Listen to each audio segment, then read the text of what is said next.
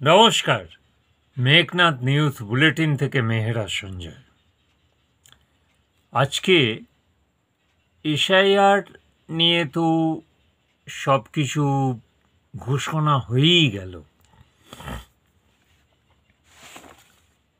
এই বিষয়ে TN session থেকে জ্ঞানেশ কুমার, বর্তমান যিনি মুখ্য নির্বাচন কমিশনার জ্ঞানেশ কুমার,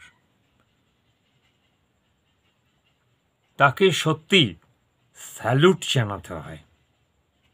কারণ নির্বাচন কমিশনটা কি সেটা চিহ্নিত করে দিয়ে গিয়েছিলেন মাননীয় টিএন সেশনজি। আর আজকে জ্ঞানেশ কুমারজি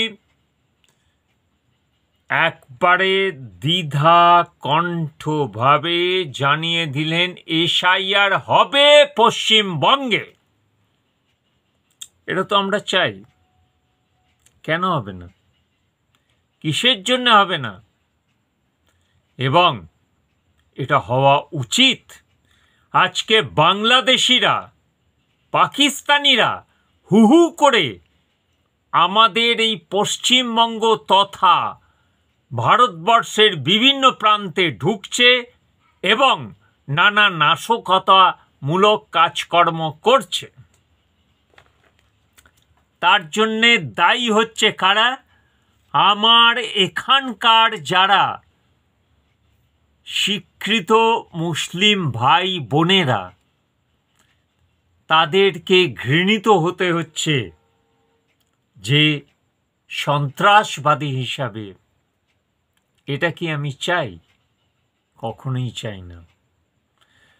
আমার রাষ্ট্রে, আমার এই ভারতবর্ষে যেসব সৎ মুসলিম তারা যারা দেশের জন্য শহীদ হয়েছিলেন, এটা তো অস্বীকার করা যায় না। সচ্চা মুসলমান আজও অবধি আছে, এটা আমিও মানি। আমার যেসব বন্ধু বান্ধব আছেন, বান্ধবী, সচ্চা মুসলমান, তারা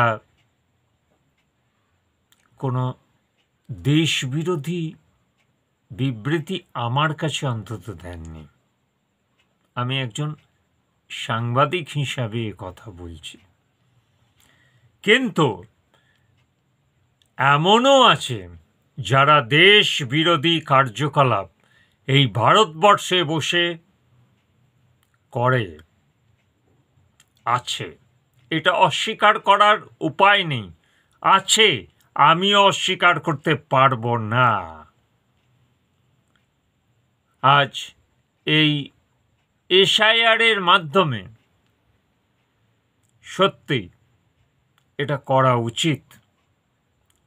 দেশদ্রোহীদের চিহ্নিত করা উচিত।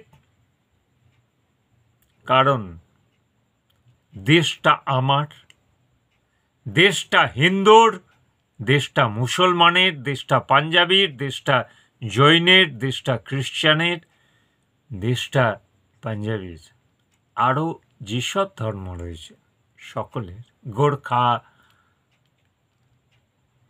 রাজবংশী, সকল এটসেট্রা, সকলের দেশ এই মহান ভারতবর্ষ।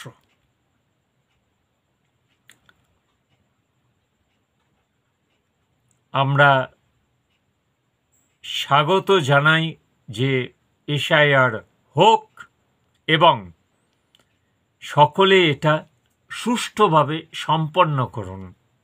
কারণ এটা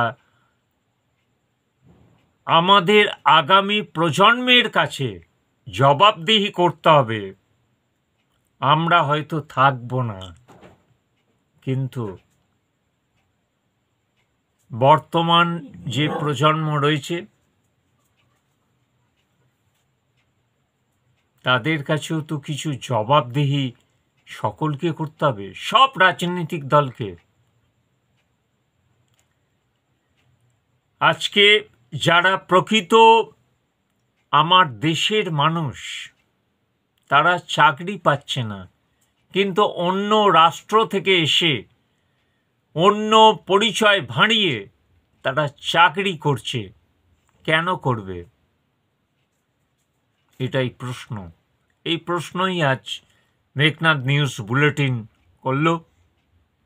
এরপর মতামত আপনাদের, বিচার্য বিষয় আপনাদের। ধন্যবাদ। জয় হিন্দ।